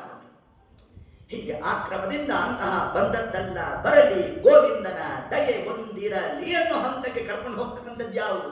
ಇಡೀ ಗ್ರಂಥ ಪಾರಾಯಣ ಮಾಡಿದ ಮೇಲೆಲ್ಲ ಭಾಗವತ ಅನ್ನೋದನ್ನ ಮೊದಲನೇ ಅಕ್ಷರ ಭಾ ಅಂತ ಹೇಳಿ ನಾವು ಪ್ರಾಣ ಬಿಟ್ಬಿಟ್ರು ಫಲ ಇದೆಯಂತೆ. ಸುಲಭನೋ ಹರಿ, ಇದಕ್ಕಿಂತ ಸುಲಭ ಇದೆಯಾ ನಮಗೆ? ಅಲ್ಲಿ ಬರುತ್ತಾ ಹಾಗಾದ್ರೆ ನಮ್ಮ ಪ್ರಾಣ ಹೋಗೋ ಕಾಲಕ್ಕೆ ಅಂತಂದ್ರೆ ಸಂತತಂ ಚಿಂತೆಯೇನಂತಂ ಅಂತ ಕಾಲೇ ವಿಶೇಷತ. ಶ್ರೀಮದಾಚಾರ್ಯರು ಸತತವಾಗಿ ಹಿಂಗೆ ಚಿಂತನೆ ಮಾಡಪ್ಪ. ಅಂತ್ಯಕಾಲದಲ್ಲಿ ಒಂದು ಅಕ್ಷರ ಬಂದರೂ ಸಾಕು, ನಿಮ್ಗೆ ಅನುಗ್ರಹ ಆಗುತ್ತೆ ಅಂತ ಹೇಳ್ತೇನೆ. ಹೆಚ್ಚು ಸಮಯ ತಗೊಳ್ಳಲ್ಲ, ಒಂದೇ ನಿಮಿಷ ಮುಗಿಸ್ತೇನೆ. ಭಾ ಅಂದ್ರೆ ಸುದೀರ್ಘವಾದ ಭಕ್ತಿ. ಕೇವಲ ಭಕ್ತಿ ಒಂದೇ ಮುಕ್ತಿಗೆ ಸೋಪಾನ ಆಗೋಲ್ಲ. ಭಕ್ತಿ ಅದರ ಜೊತೆಗೆ ಜ್ಞಾನ. ಜ್ಞಾನ ಬರಬೇಕು ಅಂದ್ರೆ ಎರಡನೇ ಅಕ್ಷರವನ್ನು ಹೇಳಬೇಕಂತೆ, ಗ. ಗ ಅಂದ್ರೆ ಜ್ಞಾನ. ಏನು ಗ ಅಂದ್ರೆ ಜ್ಞಾನ? ಹೇಗೆ? ಗ ಅಂದ್ರೆ ಗತಿ ಗಮನೆ ಅಂತ ಸಂಸ್ಕೃತದಲ್ಲಿ ಅದಕ್ಕೆ ಅರ್ಥ. ಗತಿ ಅಂದ್ರೆ ಹೋಗೋದು ಅಂತ ಅರ್ಥ. ಎಲ್ಲಿ ಗತಿ ಶಬ್ದ ಪ್ರಯೋಗ ಆಗುತ್ತೋ ಅಲ್ಲಿ ಮಧ್ಯರ್ಥವನ್ನು ಮಾಡಬೇಕು ಅಂತ ವ್ಯಾಕರಣದ ಸೂತ್ರ. ಏ ಗಧ್ಯರ್ಥಕಾಹ ತೇ ತೇ ಮಧ್ಯರ್ಥಕಾಹ ಅಂತ ಒಂದು ಸೂತ್ರವನ್ನು ಹೇಳ್ತೇನೆ. ಎಲ್ಲಿ ಗತಿ ಶಬ್ದ ಬರುತ್ತೋ ಅಲ್ಲಿ ಮಧ್ಯರ್ಥವನ್ನು ಮಾಡ್ರಿ ಅಂತಂದ್ರು. ಮತಿ ಅಂದ್ರೆ ಏನು? ಜ್ಞಾನ, ಬುದ್ಧಿ ಅಂತ ಅರ್ಥ. ಭಾ ಅಂದ್ರೆ ಭಕ್ತಿ, ಗ ಅಂದ್ರೆ ಜ್ಞಾನ, ಇನ್ನು ಮೂರನೇ ಅಕ್ಷರ ವ. ವ ಅಂದ್ರೆ ವೈರಾಗ್ಯ. ಈ ಮೂರನ್ನೇ ಭಾಗವತ ಆಯ್ತು. ಹಾಗಾದ್ರೆ ದೇವರಲ್ಲಿ ಏನ್ ಕೇಳ್ಬೇಕಂತೆ? ಜ್ಞಾನ, ಭಕ್ತಿ, ವೈರಾಗ್ಯ, ಈ ಮೂರನ್ನೇ ತಾ ಕೊಡು ಅಂತಂದಿದ್ದಂತೆ. ಚೆನ್ನಾಗಿದೆ ನಿಮ್ಮ ಉಪನ್ಯಾಸ. ಕನ್ನಡ ಶಬ್ದ ತಗೊಂಡು ಸಂಸ್ಕೃತ ಶಬ್ದಕ್ಕೆ ಹಿಂಗೆ ಅರ್ಥ ಮಾಡೋಣ. ಅಂದ್ರೆ ವೈರಾಗ್ಯ ಏನು ಪ್ರಾಸ ಕೊಡಿಸ್ತೀರಾ ಇಲ್ಲಿ? ಹಂಗಲ್ಲ ನೋಡ್ರಿ, ವ್ಯಾಸರ ಚಮತ್ಕಾರ ಹೇಗಿದೆ ಅಂತಂದ್ರೆ ವಕಾರವನ್ನ ವೈರಾಗ್ಯ ಅಂತ ಹೆಂಗೆ ಅರ್ಥ ಮಾಡಿದ್ರಿ ಇಲ್ಲಿ? ಮೂರನೇ ಪದವಾಗಿ ವಕಾರವನ್ನ ಅಲ್ಲಿ ಅಧ್ಯಾತ್ಮ ಯಾಕೆ ಪ್ರಯೋಗ ಮಾಡುದು ಅಂತಂದ್ರೆ ಇದಕ್ಕೆ ಪದ್ಮಪುರಾಣದಲ್ಲಿ ತಿಳಿಸ್ತಾರೆ. ಅರ್ಥೋಯಂ ಬ್ರಹ್ಮಸೂತ್ರಾಣ. ಶ್ರೀಮದ್ ಭಾಗವತ ಗ್ರಂಥ ಇದು ಬ್ರಹ್ಮಸೂತ್ರಕ್ಕೆ ವ್ಯಾಖ್ಯಾನ ಅಂತಾನೆ. ಹಾಗೆ ಬ್ರಹ್ಮಸೂತ್ರಕ್ಕೆ ಎಷ್ಟು ಪಾದಗಳು? 4 ಪಾದ. ಅದರ 3ನೇ ಪಾದ ಯಾವುದು? ಸಾಧನಾಧ್ಯಾಯ. ಆ ಸಾಧನಾಧ್ಯಾಯದಲ್ಲಿ ಮೊದಲನೇ ಪಾದ ಯಾವುದು? ವಿರಕ್ತಿ ಪಾದ. ಹಾಗಾದ್ರೆ ಬ್ರಹ್ಮಸೂತ್ರದ 3ನೇ ಪಾದ ಯಾವ ವಿಷಯವನ್ನು ತಿಳಿಸುತ್ತೆ? ವೈರಾಗ್ಯವನ್ನು ತಿಳಿಸುತ್ತೆ. ಅದಕ್ಕೆ ಬ್ರಹ್ಮಸೂತ್ರದ 3ನೇ ಪಾದ ವೈರಾಗ್ಯವನ್ನು ಹೇಳಿದ್ರೆ, ಭಾಗವತದ 3ನೇ ಪದ ವೈರಾಗ್ಯವನ್ನು ಹೇಳುತ್ತೆ. ಹೀಗೆ ಭಾಗವ ಅಂತ ಏತತ್ಕ್ರಮದಲ್ಲಿ ನಾವು ಅದನ್ನ ನಿರ್ಣಯ ಮಾಡಲಿಕ್ಕೆ ಅವಕಾಶ ಉಂಟು ಅಂತ ಹೇಳ್ತಾ, ಇನ್ನಂತ ಇದೊಂದು ಶಬ್ದ ಉಳ್ಕೊಂಡು ನಮಗೆ ಈ ತಾ ಶಬ್ದ ಬಹಳ ತಕರಾರು ಮಾಡುತ್ತೆ. ಇದು ಕನ್ನಡದ ತಾ ಅಲ್ಲ, ಸಂಸ್ಕೃತದ ತಾ. ಎಂತಹ ತೂಕ ಇದೆ ಶಬ್ದಕ್ಕೆ ಅಂತಂದ್ರೆ, ತಾ ಶಬ್ದಕ್ಕೆ ಅಭಿಮಾನಿಗಳು ವಾಯುದೇವರು. ಛಾಂದೋಗ್ಯ ಇದನ್ನು ಹೇಳುತ್ತೆ. ತಾ ಶಬ್ದಕ್ಕೆ ಅಭಿಮಾನಿಗಳು ಯಾರು ಅಂದ್ರೆ ವಾಯುದೇವರು. ತಾ ಅಂದ್ರೆ ಏನು? ವ್ಯಾಪ್ತ ಅಂತ ಅರ್ಥ. ಇಡೀ ಭಾಗವತ ಏನ್ ಹೇಳ್ತು ನಮ್ಮ ತಲೆಗಿರ್ಬೇಕು. ಈಗ ಕೆಲವೊಬ್ರು ಆಫೀಸಲ್ಲಿ ಏನೋ ಮೀಟಿಂಗ್ ಇರುತ್ತೆ, ಹೋಗಿರೋರು ಮಾನ್ಯ ದಿವಸ ಬಂದರು, ನಿನ್ನೆ ಮೀಟಿಂಗಲ್ಲಿ ಏನಾಯ್ತು ಅಂತ. ಸರಿ ನಾವೆಲ್ಲ ಹೋದ್ವಾ, ಕೂತ್ವಿ, ಕಾಫಿ ಇದೆಲ್ಲ ಬಂದ್ವಿ, ಅವೆಲ್ಲ ಬೇಡ ರೀ ನಮಗೆ, ಕೊನೆಯದಾಗಿ ಜಿಸ್ಟ್ ಏನಿದೆ ಅದನ್ನ ಹೇಳ್ಬಿಟ್ರಪ್ಪ ನಮಗೆ ಅಂತ ಅಂದಾಗ ನಾವೇನ್ ಮಾಡ್ತೇವೆ, ಇಂಥದ್ದು ಹಿಂಗಾಯ್ತು ಅಂತ ಒಂದು ವಿಷಯ ಹೇಳಿ ಮುಗಿಸ್ಬಿಡ್ತೇವೆ. ಅದರಂತೆ ಇಡೀ ಭಾಗವತ ಗ್ರಂಥ ಏನ್ ತಿಳಿಸ್ಲಿಕ್ಕೆ ಹೊರಟಿದೆ ಅಂದ್ರೆ ತಾ ಶಬ್ದವನ್ನು ಹೇಳುತ್ತೆ. ಏನು ತಾ ಅಂದ್ರೆ ದೇವರು ಸರ್ವತ್ರ ವ್ಯಾಪ್ತ ಅಂತ ಅರ್ಥ ಆಯ್ತು ನೋಡಿ. ಇಡೀ ಭಾಗವತ ನಾವು ಏನು 14 ದಿವಸಗಳ ಕಾಲ ಹೇಳ್ತೇವೆ, ಕೇಳ್ತೇವೆ, ಕೊನೆಯದಾಗಿ ನಮ್ಮ ತಲೆ ಉಳಿಬೇಕಾದದ್ದು ಯಾವುದು ಅಂತಂದ್ರೆ ದೇವರು ಸರ್ವತ್ರ ಇದ್ದಾನೆ ಅನ್ನೋ ಜ್ಞಾನ ಬರಬೇಕಂತ ನೋಡಿ. ಇನ್ನು ಈ ಜ್ಞಾನವನ್ನು ತಿಳಿಸ್ಲಿಕ್ಕಾಗಿ ಹೊರಟಂತಹ ಗ್ರಂಥ ಯಾವುದು? ಶ್ರೀಮದ್ ಭಾಗವತೆ ಮಹಾಮುನಿ ಕೃತೆ ಕಿಂಬಾಪರೈರೀಶ್ವರ. ಏನ್ ಚಂದರಿ ನಮ್ಮ ಭಾಗವತ. ಒಂದು ಶಬ್ದ ಇಡೀ ಗ್ರಂಥದ ನಿರ್ವಚನ ಮಾಡಬೇಕು. ದೇವರ ವ್ಯಾಪ್ತಿ ಹೇಗೆ, ಎಷ್ಟು ಕ್ರಮದಲ್ಲಿ ದೇವರು ವ್ಯಾಪ್ತನಾಗಿದ್ದಾನೆ, ತಾ ಶಬ್ದದ ನಿರ್ವಚನವನ್ನ ಶ್ರೀಮದ್ ಆಚಾರ್ಯರು ನಿಮಗೆ ಬರೋದ್ರು ಅದನ್ನ ಅರ್ಥ ಮಾಡ್ಲಿಕ್ಕೆ ನಾವು ಹೇಳ್ತೀವಿ ಬನ್ರಿ ಎಂದು. ಪ್ರವಿತತ ಮನಸ, ಇದನ್ನ ನರಸಿಂಹಾವತಾರದಲ್ಲಿ ನೋಡೋಣ. ಪ್ರವಿತತ ಮನಸ ಭಾವಿತ ನಾಕಿರುಂದೈಹಿ. ದೇವರ ವ್ಯಾಪ್ತಿ ಎಷ್ಟಿದೆ? ತಾ ತತ ವಿತತ ಪ್ರವಿತತ. ಈ ಪ್ರವಿತತ ಅಂದ್ರೆ ಹೆಣ್ಮಕ್ಳ ತಲೆಯಲ್ಲಿ ಈಗ ಕೊರೆಯಲಿಕ್ಕೆ ಶುರುವಾಯಿತು. ಈ ಶಬ್ದ ನಾವೆಲ್ಲೋ ಹೇಳಿದ್ವಲ್ಲ, ಎಲ್ಲಿ? ವ್ಯಾಪ್ತಿ ಸಂಧಿಯಲ್ಲಿ ಬರುತ್ತೆ. ಪ್ರವಿತತ ನುತಾನಾಕಿ ಅಂತ ಬಂತು. ಈ ಪ್ರವಿತತ ಅನ್ನೋ ಶಬ್ದ ಎಲ್ಲಿ ಹಾಕಿದ್ರು ಜಗನ್ನಾಥದಾಸರು? ವ್ಯಾಪ್ತಿ ಸಂಧಿಯಲ್ಲಿ ಹಾಕಿದ್ರು. ಅಂದ್ರೆ ಏನರ್ಥ? ತಾ ಶಬ್ದಕ್ಕೂ ವ್ಯಾಪ್ತಿಗೂ ಅವಿನಾಭಾವ ಸಂಬಂಧ ಉಂಟು. ಹಾಗಾದ್ರೆ ಪರಮಾತ್ಮ ಎಷ್ಟು ಪ್ರಕಾರವಾಗಿ ತಾವನು ವ್ಯಾಪ್ತನಾಗಿದ್ದಾನೆ, ಆ ಎಲ್ಲ ವ್ಯಾಪ್ತತ್ವವನ್ನು ತಿಳಿಸ್ಲಿಕ್ಕಾಗಿ ಹೊರಟದ್ದು ಯಾವುದು? 12 ಸ್ಕಂದ ಭಾಗವತ ಅನ್ನೋ ಒಂದು ಅಂಶವನ್ನೇ ಹೇಳ್ತಾ ಇವತ್ತಿನ ಕಥಾ ಪ್ರಸಂಗವನ್ನ ಇಲ್ಲಿಗೆ ನಾವು ಸಂಹಾರವನ್ನ ಮಾಡುತ್ತಾ, ನಾಳೆ ದಿವಸದ ಕಥಾ ಭಾಗದಲ್ಲಿ ಇನ್ನ ಭಾಗವತ ಗ್ರಂಥಕ್ಕೆ ಅಧಿಕಾರಿಗಳು ಯಾರು? ಎಲ್ಲರೂ ಬೇಕಾದ್ರೆ ಬನ್ರಿ ಅಂತ ನಮ್ಮ ಸ್ವಾಮಿ, ಬನ್ರಿ ಬನ್ರಿ ಬನ್ರಿ ಬನ್ರಿ ಅಂತ ಕೊನೆಯದಾಗಂದ ಇಂಥವ್ರು ಮಾತ್ರ ಕೂತ್ಕೊಳ್ರಿ ಅಂತ. ಹಾಗಾದ್ರೆ ಭಾಗವತ ಗ್ರಂಥಕ್ಕೆ ಅಧಿಕಾರಿಗಳು ಯಾರು? ಆ ಅಧಿಕಾರಿ ವರ್ಗದ ಬಗ್ಗೆ ಶ್ರೀಮದ್ ಆಚಾರ್ಯ ಭಾಗವತ ತಾತ್ಪರ್ಯದಲ್ಲಿ ತಾವೇ ಉಲ್ಲೇಖ ಮಾಡಿದ್ದಾರೆ. ನಿರ್ಮತ್ಸರಾಣಾಂ ಸದಾ ಮುಗಿದೋಯ್ತಷ್ಟೇ. ಯಾರು ಮಾತ್ಸರ ಹೇಳ್ತಾರೋ ಅವ್ರು ಬಂದು ಕೂತ್ಕೊಳ್ರಿ ಅಂತ. ಇದೇ ಕ್ಲಿಷ್ಟ ನಮಗೆ. ಹೌದು, ಯಾರೋ ದೂರದ ಎಲ್ಲೋ ಒಂದು ಹೊಸ ಕಾರ್ ಹೋಗ್ತಿದ್ರೆ ಸಂತೋಷ ಪಡ್ತೀವಿ, ಸಂಬಂಧಿಕರೇ ತಗೊಂಡ್ಬಿಟ್ಟಿದ್ರೆ ಸಂಕಟ ಪಡ್ತಾ ಇರ್ತಾರೆ ನೋಡ್ರಿ ಅಂತ ಕೂತಿರ್ತೀವಿ. ಹಂಗಿದ್ರೆ ಭಾಗವತ ಕೇಳಿದ್ರೆ ಪ್ರಯೋಜನ ಇಲ್ಲ ಅಂತ ನಾವು. ಹರ್ಷಿತ ದುಃಖಿತಂ ದೃಷ್ಟ, ಇದು ಗರುಡ ಪುರಾಣದಲ್ಲಿ ಬರುತ್ತೆ ಈ ಮಾತು. ಒಬ್ರು ಸಂತೋಷದಲ್ಲಿದ್ರೆ ಇವನು ದುಃಖ ಪಡ್ತಾ ಇರ್ತಾನಂತೆ, ಒಬ್ರು ದುಃಖದಲ್ಲಿದ್ರೆ ನೋಡಿದ್ರ ಹಿಂಗಾಯ್ತು ಸಂತೋಷ ಪಡ್ತಾನಂತೆ. ಹಿಂಗಾದ್ರೆ ಭಾಗವತಕ್ಕೆ ಅಧಿಕಾರ ಪ್ರಾಪ್ತಿ ಇಲ್ಲ ತಿಳಿಸ್ತಾನೆ. ಹಾಗಾದ್ರೆ ನಿರ್ಮತ್ಸರಾಣಾಂ ಸತಾಂ, ಆ ಅಧಿಕಾರಿ ವರ್ಗ 3 ಪ್ರಕಾರ. ಅದರಲ್ಲಿ ವಂಶಶುದ್ಧಿ, ತರವಾಯ, ಸ್ವರೂಪತಃ ಅವನು ಉತ್ಕೃಷ್ಟನಾಗಿರಬೇಕು, ಸಂಸ್ಕಾರ ಶುದ್ಧಿ ಇರಬೇಕು. ಈ 3 ಲಕ್ಷಣಗಳು ಸೇರಿರೋದು ಯಾರಲ್ಲಿ? ಪರೀಕ್ಷಿತ್ ಮಹಾರಾಜರಲ್ಲಿ. ಪರೀಕ್ಷಿತ್ ಮಹಾರಾಜರಿಗೆ ಇಂತಹ ಭಾಗವತ ಗ್ರಂಥವನ್ನ ಶುಕಾಚಾರ್ಯ, ಅದು ಯಾರು ಹೇಳಿದ್ದು? ಶುಕಾಚಾರ್ಯ. ಒಬ್ಬರ ಮನೆ ಮುಂದೆ ಒಂದು ಕ್ಷಣ ಗೋದೋಹನ ಮಾಡೋ ಕಾಲಕ್ಕೆ ಎಷ್ಟು ಸಮಯನೂ ಅಷ್ಟು ಕಾಲ ನಿಲ್ಲೋರು. ಆ ಹಂಗಲ್ಲ ಅಂದ್ರೆ ಅರ್ಥ ಆಗೋಲ್ಲ. ಶುಕಾಚಾರ ಅಂದ್ರೆ ಯಾರು? ಮಹರುದ್ರ ದೇವರು. ಮಹರುದ್ರ ದೇವರು ಅಂದ್ರೆ ಮನೋನ್ಯಾಹಕರು. ನಮ್ಮ ಮನಸ್ಸು ಒಂದೇ ಕಡೆ ಎಷ್ಟೊತ್ತು ನಿಲ್ಲದಪ್ಪ? ಒಂದು ಕ್ಷಣನೂ ನಿಲ್ಲೋಲ್ಲ. ಅಂತಹ ಶುಕಾಚಾರರು 7 ದಿವಸಗಳ ಕಾಲ ನಮ್ಮ ಪರೀಕ್ಷಿತ್ ಮಹಾರಾಜರು ಉದ್ದೇಶ ಮಾಡಿಬಿಟ್ರು ಅಂತಂದ್ರೆ ಇನ್ನಂತಹ ಅಧಿಕಾರಿ ವರ್ಗ ಇರಬೇಡ. ಯಾರು? ನಮ್ಮ ಪರೀಕ್ಷಿತ್ ಮಹಾರಾಜರು. ಆ ಕಥಾ ಭಾಗವನ್ನೇ ನಾಳೆ ದಿವಸದ ಕಥಾ ಭಾಗದಲ್ಲಿ ವಿಸ್ತಾರ ಮಾಡೋಣ ಅಂತ ಹೇಳ್ತಾ ಸರ್ವಂ ಶ್ರೀ ಕೃಷ್ಣಾರ್ಪಣಮಸ್ತು. ಹರಯೇ ನಮಃ.